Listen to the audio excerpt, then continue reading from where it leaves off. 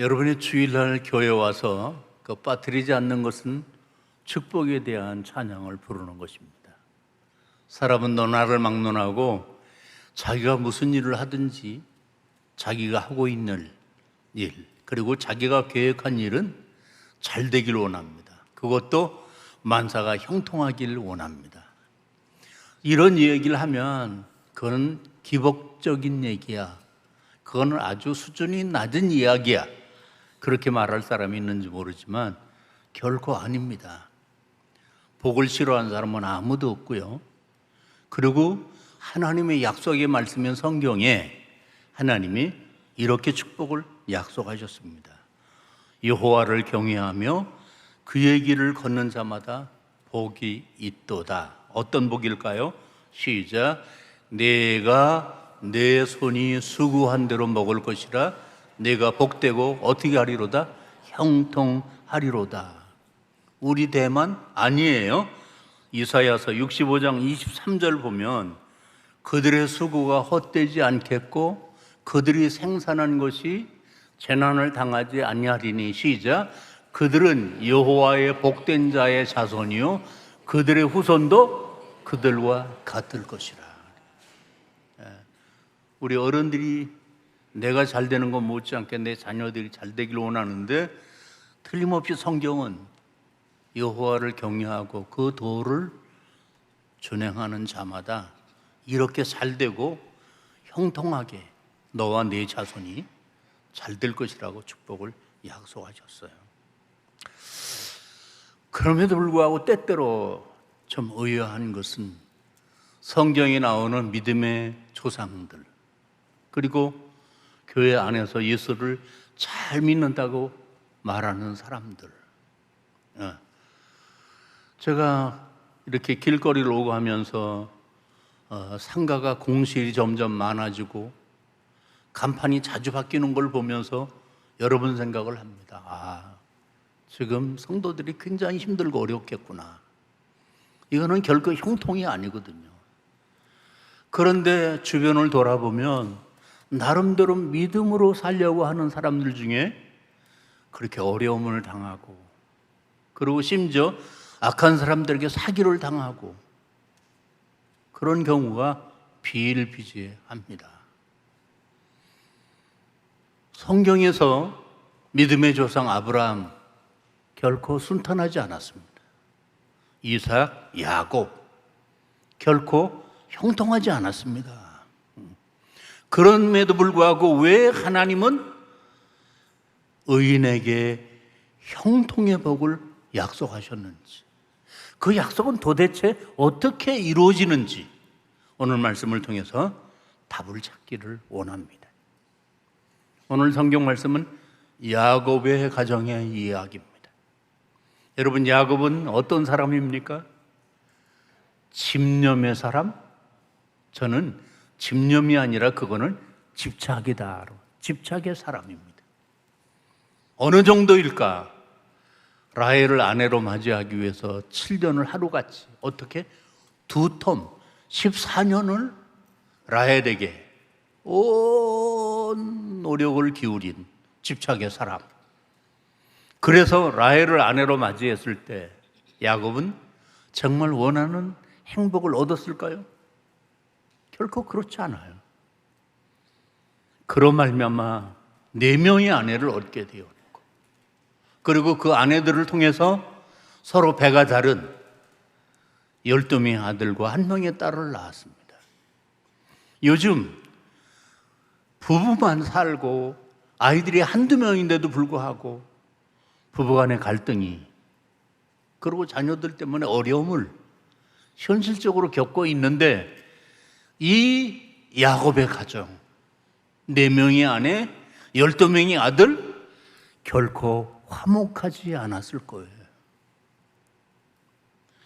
거기에다가 야곱은 자기가 사랑하던 라헬이 마지막 베냐민을 낳다가 난산으로 죽었기 때문에 더욱 라헬이 낳은 요셉에 대해서 집착했습니다. 그래서 그에게만 특별한 채색 옷을 입혔어요. 그러나 이것이 다른 아들들에게 어떤 영향을 미쳤어요? 요셉을 이복 형들이 너무너무 미워했어요. 너무너무 미웠어요. 거기다가 이 요셉은 그 형들과 어울려서 나쁜 일을 하지 않았어요. 오히려 그 형들이 악한 일을 할 때 아버지에게 일러 바쳤어요. 그것은 어떤 의미예요? 요셉은 어렸지만, 그리고 가정이 복잡했지만 바르게 자랐다. 정의롭게 자랐다. 그랬기 때문에 더 야곱은 어려서부터 어려움을 겪었다. 이게 현실이거든요. 같이 적당히 어울리면 편해요. 그러나 신앙 양심을 지키기 위해서 어울리지 않으면 때로는 억울한 소리를 듣고 손해를 당하기도 하는 게 여러분이 살아가는 현실 세계가 아닙니까? 이런 상황에서 하나님만은, 여호와 하나님만은 이 요셉에게 집중하셨고 요셉과 함께 하셨고, 그리고 요셉에게 놀라운 꿈을 주셨습니다. 그 꿈이 어떤 것인지 잘 아시죠? 하늘의 해와 달과 12별들이 요셉에게 절하는 이 소리를 듣고 그의 아버지는 깜짝 놀랐어요. 그러나 이 꿈 때문에 요셉은 그의 이복 형제들에게 꿈쟁이라고 놀림을 받고 더 많은 시기와 미움을 받게 되었어요. 하나님이 함께 하셨기 때문에 잘된 게 아니라, 하나님이 꿈을 주셨기 때문에 그가 형통해진 게 아니라, 오히려 하나님이 함께 하시고 하나님이 꿈을 주셨기 때문에 미움과 더 어려움을 겪게 되었다는 거예요. 이게 현실 아닌가요? 그렇다면 이 요셉은 어떻게 되었을까? 그 형들은 이 요셉을 미워한 나머지 이제는 요셉을 죽이기로 결심했어요. 물 없는 웅덩이에다가 집어 던지기까지 했어요. 그런데 다행으로 지나가는 인신매매단 이스라엘 사람들을 만나 요셉을 팔아버렸어요. 그러고는 아버지에게 거짓말을 했어요.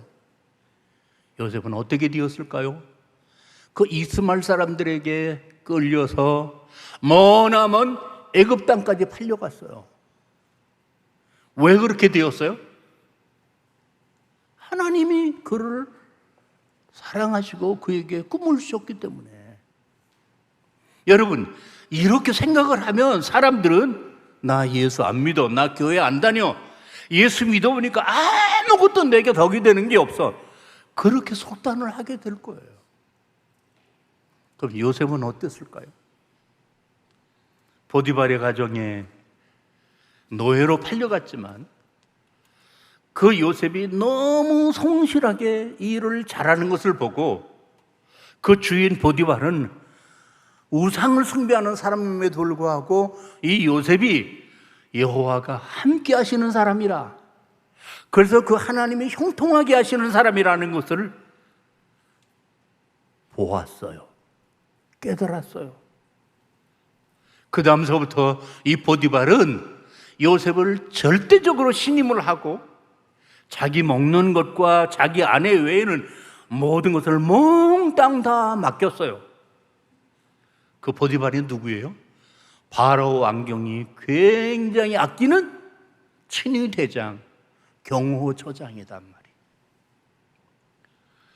그러므로 요셉은 내 일이 아니고 보디발의 일이고, 내가 돈 버는 일이 아니고 보디발이 시키는 일을 내 일처럼, 하나님의 일처럼 성실하게 잘 감당했다. 우리는 이런 사람을 칭찬합니다. 상을 주어야 된다고 말합니다. 하나님은 이런 사람을 축복할 거라고 믿고 기대합니다. 그런데 어떻게 되었어요? 보디발의 아내가 그렇게 충성스럽고 얼굴이 잘생긴 혈기방장한 요셉을 보고 유혹을 끊임없이 집요하게. 그러나 요셉은 어렸을 때 형들과 불의를 행하지 않은 것처럼 사람들이 보지 않을지라도 하나님을 보았기 때문에 보디발의 그 신임을 배신하지 않기 위해서 단호하게 물리쳤어요. 여러분, 이런 청년 어디 있어요? 상 주셔야 되잖아요. 칭찬해야 되잖아요. 그러나 그랬기 때문에 오히려 성폭력범이라는 가장 누추한, 가장 비참한 죄목으로 고발을 당해서 보디발이 그 이야기를 듣고 배신감에 너무 분노하면서 들어가면 빠져나올 수 없는 왕궁 감옥에다가 집어던졌어요. 그 왕궁 감옥은 바로 왕이 허락하지 않으면 절대로 나올 수 없는 감옥이에요. 그러니 요셉은 그 감옥에서 사형을 당하든지 아니면 종신형에 처하게 된 거예요. 왜 그랬어요? 왜 그렇게 됐어요? 보디발의 아내의 유혹을 물리쳤기 때문에, 신앙 양심을 지켰기 때문에, 바로 살았기 때문에 무고한 누명을 쓰고 정말 절대절명의 위기, 이제는 더 이상 내려갈 수 없는 최악의 밑바닥으로 떨어졌다. 아무리 믿음이 좋은 사람도 이때쯤이면 낙심하게 되죠. 좌절하게 되죠. 신앙의 의구심을 품게 되죠.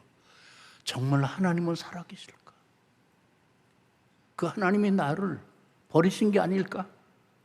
평생 예수를 믿어봐도 잘 되는 꼴이 하나도 없어. 어떻게 기도하면 점점 더 일이 꼬여? 나 예수 안 믿어. 나 교회 안 나가. 교회를 떠나가는 사람들 많이 있지 않습니까? 여러분은 지금 어떤 상황입니까? 결코 현실의 삶이 녹록하지 않다는 거 우리가 서로 다 잘 압니다. 이런 현실에서 예수 믿고 교회를 다니는 여러분들은 그런 어려움을 만날 때마다 무슨 생각을 하십니까? 그러나 요셉은 그렇지 않았어요. 언젠가 말씀을 드렸던 것처럼 금이라고 하는 것은 보석함에 있을 때만 금이 아니라 실수로 화장실에 떨어져도 어떻게? 금은 금이다. 요셉의 그 성실함, 요셉의 그 의로움, 어려서 가정에서 이복 형제들에게 미움을 받을 때나 그 형들이 그를 팔아 보디발의 가정에서 노예가 되었을 때나 무고한 죄로 지금 감옥에 갇혀서 내일이 없는 절망적인 상황에서나 하나님은 요셉과 함께 하셨고 요셉은 하나님과 함께 했고 그의 믿음은 흔들리지 않았어요. 마치 금처럼 변하지 않았어요. 여기서부터 반전이 일어납니다. 이제는 끝이라고 생각했는데 왕의 측근인 떡을 맡은 관원장과 술을 맡은 관원장이 감옥에 들어와서 꿈을 꾸고 그거를 고민하고 있을 때 하나님이 요셉에게 지혜를 주셔서 그 꿈이 딱 맞아. 한 사람은 사형을 당하고 3일 후에, 한 사람은 3일 후에 복직을 당했을 때 요셉이 생전처럼 인간적으로 부탁을 합니다. 당신이 나가면 왕에게 나의 억울함을 이야기해서 나를 이 감옥에서 벗어나게 해달라고. 여러분, 절호의 찬스가 아닙니까? 정말 바로왕으로부터 사면을 받을 수 있는 유일한 기회가 아닙니까? 찬스죠. 그러나 성경은 이렇게 말씀합니다. 그가 기억하지 아니하니라. 이 원어의 뜻은 무시해버리다. 하루 이틀 얼마나 요셉이 기대를 걸고 기다렸을까요? 1년. 이제는 끝이구나. 2년의 세월이 흘렀어요. 하나님은 요셉을 무시하지 않으셨어요. 하나님은 요셉을 잊어버리지 않으셨어요. 2년 후 바로 왕이 꿈을 꾸었으나 그 꿈을 해석하는 사람이 아무도 없을 때 비로소 술관원장은 2년 전의 옥중 사건을 기억하고 요셉을 추천해서 왕 앞에 서게 되었어요. 그 감옥에서 2년 만에 처음 햇볕을 보게 되었어요. 요셉은 하나님의 은혜로, 하나님이 준 지혜로 왕의 꿈을 풀어주었어요. 7년 풍년이 들 것이고 그 후에는 7년 흉년이 올 것이니 사람을 세워 그 흉년을 대비해야 될 것입니다. 대안을 제시했어요.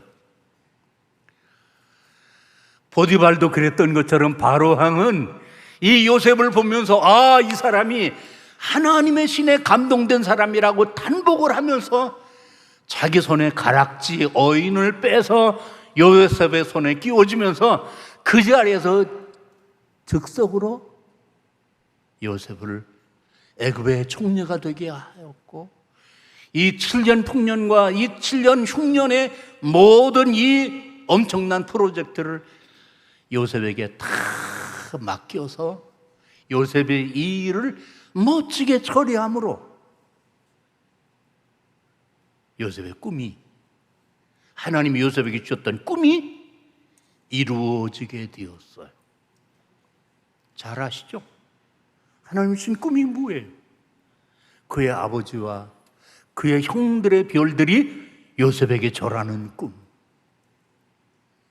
이 흉년으로 인해서 애굽과 근동지방의 여러 나라의 사람들이 요셉에게 와서 양식을 사야만 했을 때 그 가나안 땅에도 흉년이 들어 요셉을 애굽에 팔았던 그 미운 형들이 어느 날 갑자기 요셉에게 와서 엎드려 절하는 모습을 보고 어떻게 어려서 하나님이 주셨던 꿈이 이루어진 것을 깨닫게 되었어요. 아마 요셉은 그 오랜 세월 동안 나는 하나님이 엄청난 꿈을 주셨으니까 반드시 이 꿈이 이루어질 거야, 그 꿈을 손꼽아 기다리며 살지 않았을 거예요. 까맣게 잊어버렸을 거예요. 내가 잊어버리는 거는 하나도 문제가 아니에요. 술관원장이 잊어버리는 거 하나도 문제가 안 돼요. 하나님만 안 잊어버리시면 돼요. 하나님만. 때가 되니 그 하나님이 주신 꿈대로 그의 형들이 요셉 앞에 무릎을 꿇고 절을 했다. 우리는 꿈을 꿀 때 두 가지가 있어요. 누구나 다 하고 싶은 일, 누구나 다 가지고 싶은 것, 그게 꿈이에요. 그 꿈이 내가 최선을 다하면 실현 가능하다라는 그 범위에서 사람들은 꿈을 꿉니다. 그 범위를 넘으면 나 같은 게 몸도 건강하지 못한데 어떻게 그렇게 될 수 있어? 나같이 무식한 게, 나같이 나이 많은 게, 그러면서 그 꿈을 포기합니다. 여러분은 현실 가능한 꿈이 무엇입니까? 그러나 현실 불가능한 꿈이 있습니다. 그것은 내 욕구나 의사와 상관없이 하나님이 주시는 꿈입니다. 말세에 남종과 여종에게 성령을 부어주면 젊은이들은 환상을 보고 늙은이들은 꿈을 꾸리라. 하나님이 요셉에게 보여주셨던 그 꿈은, 실현 불가능하게 보이는 그 꿈은 불가능 없이 쓴 하나님께서 요셉에게 주신 환상이었습니다. 요셉의 의지와 노력으로는 그 꿈을 이루는 것은 마치 하늘의 별을 잡는 것처럼 불가능해 보였으나 하나님은 때가 되어 요셉을 하이 점핑하게 하시고 히브리 소년이 대제국 애굽의 전 나라를 통치하는 왕 다음 가는 권력자가 되게 해 주셨습니다. 누구만이 하실 수 있어요? 하나님만이. 요셉 스스로 할 수 없는, 누구도 그렇게 할 수 없는, 오로지 하나님만이 하실 수 있는 그 하이 점핑을 때가 되니까 요셉을 높이 들어 올려 그의 아버지를 애굽으로 부르고 그의 이복 형제들의 그 가족들을 애굽으로 불러 70명이 기름진 고센 땅에서 400년 동안 지내다가 마침내 이스라엘 나라를 세우고 그 후손을 통해서 예수 그리스도가 오셔서 우리가 구원을 받는 일에 요셉이 일조를 한 거예요. 사랑하는 성도 여러분, 여러분은 무엇을 갖고 싶습니까? 열심히 노력하면 될 수 있겠죠? 무엇을 하고 싶습니까? 최선을 다하십시오. 그러나 우리가 경험했던 것처럼 아무리 우리가 원해도 그걸 얻기보다 너무 고난이 많다, 너무 힘들다. 그럼 하나님은 요셉을 어떻게 하이 점프하게 하셨을까요? 어려서 이복 형제들에게 미움을 받았던 그 미움이 하나님이 주신 꿈을 이루기에 장애물이 아니라 그게 스프링보드가 되어서, 그게 구름판이 되어서 그 형제들의 미움 때문에 애굽에 팔려왔고, 보디발의 가정에서 그렇게 성실했지만 보디발의 아내 때문에 가장 치욕스러운 성폭행범으로 고발당해 깊은 감옥에 떨어졌으나 그거는 요셉의 꿈을 이루는 일의 장애물이 아니라 그 때문에 애굽왕 바로를 만나게 되었고, 그 때문에 애굽의 총리가 되었습니다. 하나님은 장애물처럼 보여지는 요셉의 고난을 뜸들이 되게 하셨습니다. 자, 올림픽을 이렇게 보면 우리나라 체조 선수들이 뭐 은메달을 땄네, 금메달을 땄네 그러는데, 먼저 도움 닫기 막 달려가다가 딱 점프해서 공중에서 몇 번 회전을 하고 딱 착지를 할 때 흔들림이 없으면 우승을 합니다. 그때 자세히 보시면 화면에 나오는데 그 도움 밟기를 하고 그 다음에 디디는 게 스프링보드다라는 거죠. 저걸 디딤으로 인해서 어떻게 공중회전을 할 수 있다. 체조 선수가 아닌 다른 선수에게 저 스프링보드는 장애물이 되지만 체조 선수에게는 저게 하이점핑을 하는 도우미가 된다. 고난은 다 좋은 것은 아닙니다. 그러나 고난은 다 나쁜 것도 아닙니다. 하나님이 하나님의 사람에게 약속하신 형통의 축복, 그 자손들에게까지 이어지겠다는 그 약속의 축복, 그것은 우리가 원하는 대로 우리의 방법대로 이루어지는 것이 아니라 그거를 기획하신 하나님의 방법과 하나님의 때에 이루어집니다. 보십시오. 하나님이 요셉에게 그 꿈을 주셨다고 해서 요셉이 어렸을 때 가정에서 있을 때 하나님이 요셉을 애굽으로 보내어 총리가 되게 하셨다. 며칠이나 갈까요? 보디발이 너무 성실해서 보디발이 왕에게 얘기해서 애굽의 총리가 되었다. 감당할 수 있었을까요? 뭐가 되는 게 중요한 게 아닙니다. 그거를 감당할 수 있는 능력이 있느냐가 중요한 거다. 그거는 내가 준비해야 되는 거다. 하나님은 요셉에게 그 준비를 시키기 위해서 어떻게? 보디발의 가정에서 왕의 경호처장인 그 보디발의 시키는 일을 통해서 바로 왕궁의 비밀들을 알게 되었고, 감옥에 갇혀서 억울하지만 거기는 바로 왕에게 범죄한 중대 범죄, 아주 신분이 높은 사람들만 들어오기 때문에 이제 요셉은 거기서 더욱 애굽을 깊이 넓게 많이 알게 되었습니다. 그렇기 때문에 요셉에게 바로가 총리를 맡겨서도 어떻게 멋들어지게 잘 감당할 수 있었습니다. 고난이 없었다면, 억울함이 없었다면 요셉은 가족은커녕 그 근동 지방의 다른 나라들을커녕 자기도 구원하지 못했을 것입니다. 이제 말씀을 마무리합니다. 여러분은 실현 가능한 어떤 꿈을 꾸고 있습니까? 하나님은 여러분에게 어떤 꿈을 주셨습니까? 그럴 때마다 아유 틀렸어, 나 같은 게, 이거는 겸손이 아니고 불신앙입니다. 젊은이에게는 환상을 주신다고 했어요. 늙은이에게는 꿈을 꾸게 하신다고 하셨어요. 그 꿈은 내가 잘되는 꿈이 아니라 내가 잘됨으로 남을 잘되게 하는 축복의 통로가 되게 하는 꿈입니다.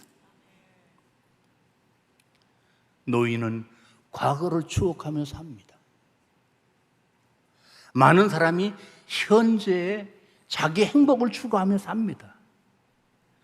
그러나 하나님의 사람은 미래를 내어다보며 살아갑니다. 여러분, 현실이 아무리 어울지라도 거기에만 몰입하고 급급해하지 마시고 하나님 앞에 기도하면서 문득 하나님이 내게 주시는 그 꿈이 무엇인지를 꼭 붙잡고 기도하십시오. 믿음으로 살아가십시오. 하나님은 여러분과 늘 함께 하십니다. 문제는 내가 하나님과 함께 안 하는 게 문제입니다. 이제 하나님과 함께 하십시오. 그게 예배 생활입니다. 그게 기도 생활입니다. 그런 사람에게 설령 고난이 올지라도 전혀 문제가 되지 않습니다. 오히려 그것은 여러분을 하이점핑하게 하는 스프링 보도가 될 것입니다. 그런 축복을 받으시기를 주 예수의 이름으로 축원합니다.